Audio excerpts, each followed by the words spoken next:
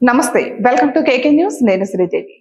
Gabbar Singh power star Vakeel Saab ఇలా ఏ పేరు చెప్పినా తెలుగు రాష్ట్రాల ప్రజలకు గుర్తొచ్చేది పవన్ కళ్యాణ్ జనసేన అధినేతగా 2024 అసెంబ్లీ ఎన్నికల్లో కూటమి విజయంలో కీలక పాత్ర పోషించిన పవన్ కళ్యాణ్ ప్రస్తుతం ఏపీ డిప్యూటీ సీఎం గా ఉన్నారు ప్రజలకు సేవ చేయడమే లక్ష్యంగా అనేక కార్యక్రమాలను చేపడుతున్నారు అయితే దారి తప్పుతున్న కొందరు కూటమి నేతల తీరుపై జనసేనాని కన్నెర్ర చేశారు ఆంధ్రప్రదేశ్ డిప్యూటీ సీఎం జనసేన అధ్యక్షుడు పవన్ కళ్యాణ్ రాష్ట్రంలో భూ సమస్యలపై కఠిన చర్యలకు సిద్ధమయ్యారు భూ కబ్జాల బాధితుల సమస్యలను స్వయంగా పరిశీలించి న్యాయం చేస్తానని ఆయన స్పష్టం చేశారు కూటమి పాలనలో పారదర్శకత నిష్పక్షపాతాన్ని నిర్ధారిస్తూ అక్రమాలకు పాల్పడే వారిని వారు కూటమి నేతలైనా ఉపేక్షించేదే లేదని వార్నింగ్ ఇచ్చారు అలానే ప్రజల కష్టాలను తీర్చేందుకు తన సేవా కార్యక్రమాలను మరింత ఉధృతం చేస్తున్నారు పవన్ కళ్యాణ్ ఇటీవల అధికారులతో నిర్వహించిన టెలికాన్ఫరెన్స్ లో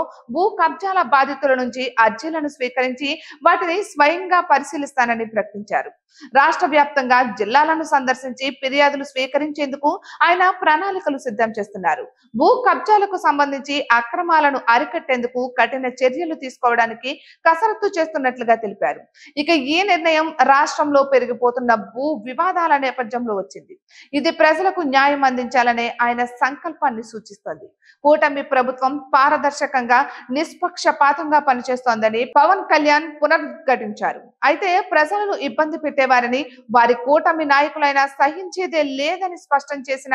హెచ్చరిక జారీ చేశారు ఈ వ్యాఖ్యలు కూటమి నేతలకు బాధ్యతాయుతంగా వ్యవహరించాలని సందేశం ఇస్తున్నారు భూ సమస్యలపై ఆయన స్వయంగా రంగంలోకి దిగడం ద్వారా ప్రజలకు నేరుగా న్యాయం అందించే లక్ష్యాన్ని ఆయన నిర్దేశించారు